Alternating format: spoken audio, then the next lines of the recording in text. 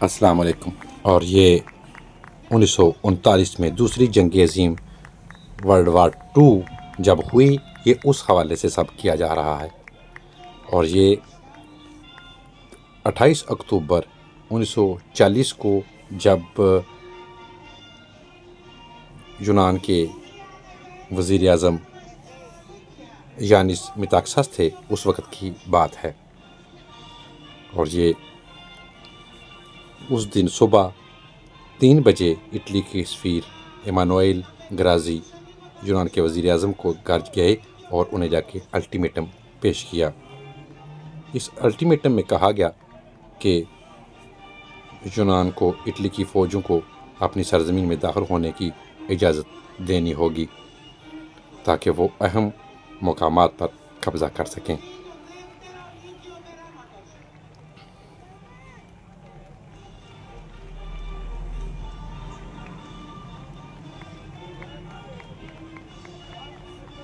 اور لیکن میتاکسس نے فرمایا کہ نہیں، ایسا نہیں ہوگا، اور جب انہوں نے لفظ او ہی کہا تو اس دن سے اس کو منایا جاتا ہے،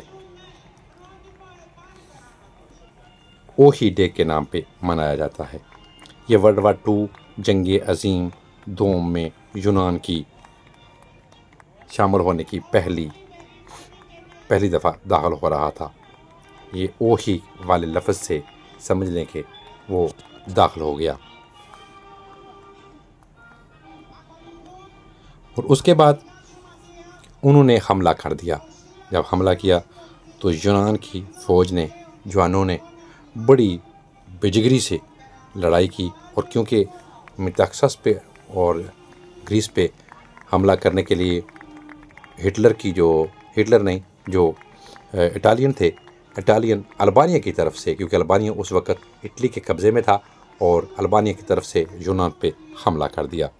اور جب یونان پہ حملہ کیا تو اٹالین جوان بڑی جگری سے لڑے، اور یہاں تک کہ ان کو دھکیل کے اٹلی میں واپس کر دیا، اور اٹلی کے بھی کچھ علاقوں پہ قبضہ کر لیا۔ جب اس طرح ہوا تو وہاں کے جو وزیر اعظم تھے اٹلی کے، ان کو اس بات کا بڑا برا لگا،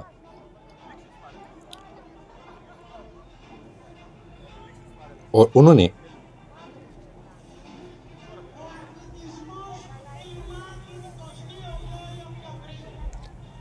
دوبارہ ہٹلر سے، جرمن سے مدد مانگی۔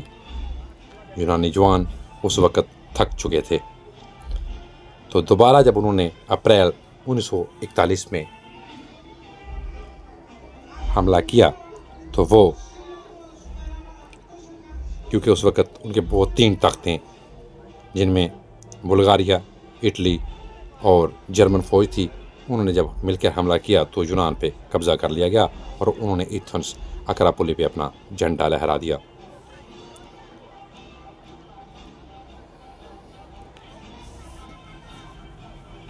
نازیوں کی جو جنگ تھی، نازی ہٹلر کی جو تنظیم تھی، اس کو کہا جاتا تھا۔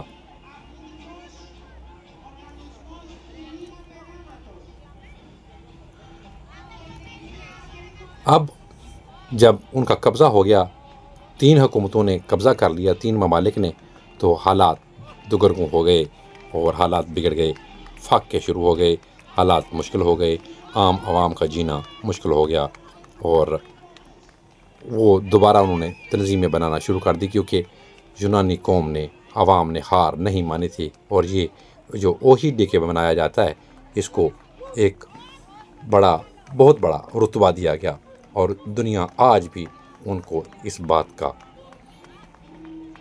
فخر محسوس کرتی ہے اور خراج تحسین پیش کرتی ہے کہ انہوں نے اس طرح بےجگری سے، ایک چھوٹا ملک ہو کے بھی اس طرح انکار کیا تھا، اور اوہی کا لفظ بولا گیا تھا۔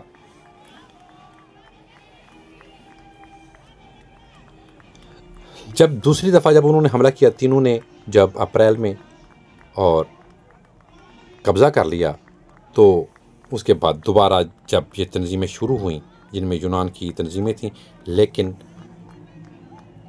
اس کے ساتھ پوری قوم بھی کھڑی تھی، اور برطانوی، سوویت یونین، امریکی جو جرمن فوج کو، جو ان نازی فوج کو، ہٹلر کی فوج کو، ان سب کو پیچھا دھکیلنا چاہتے تھے، انہوں نے بھی ساتھ دیا۔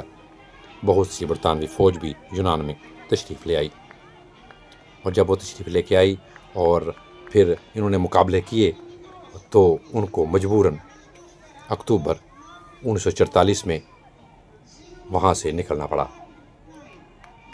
وہ وہاں سے یونان میں دوبارہ 12 اکتوبر 1944 میں تقریباً 3 سال بعد اکراپولی پہ یونان کا جھنڈا لہرا دیا گیا، اور یہ یونان کی ایک بہت بڑی جیت تھی، جس کو آج بھی دنیا وہی ڈے کے نام پہ مناتی بھی ہے، اور انہیں بہت جانا بھی جاتا ہے، اور ایک مقام بھی بن گیا۔ حالانکہ اس کے بعد 1944 کی جنگ جب نازی ملک کو تباہ حال کر کے نکل گئے، اور اس کے فوراً بعد مطلب تقریباً 150 سال بعد 1944 سے لے کے 1949 میں یونان میں ایک خانہ جنگی شروع ہو گئی۔ یہ ایک نئی آزمائش تھی، مگر یونان بالآخر ایک آزاد جمہوری ملک کے طور پر ابھرا، اور آج تک قائم دائم ہے۔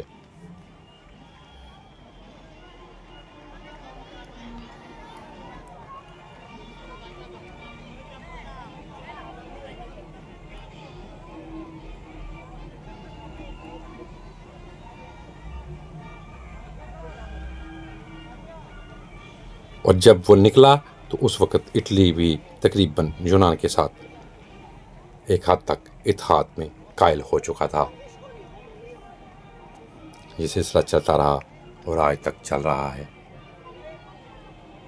یہ آج پارلیمنٹ کے سامنے مختلف اسکولوں کے بچے مختلف علاقوں میں، ہر علاقے میں، ہر جگہ پہ تقریریں کی جاتی ہیں، سڑکوں پہ بچے اور یہاں کی فوجیں پریڈ کرتے ہیں، اور لوگ ان کا استقبال کرتے ہیں، تالیاں بجاتے ہیں، خراج تحسین پیش کرتے ہیں۔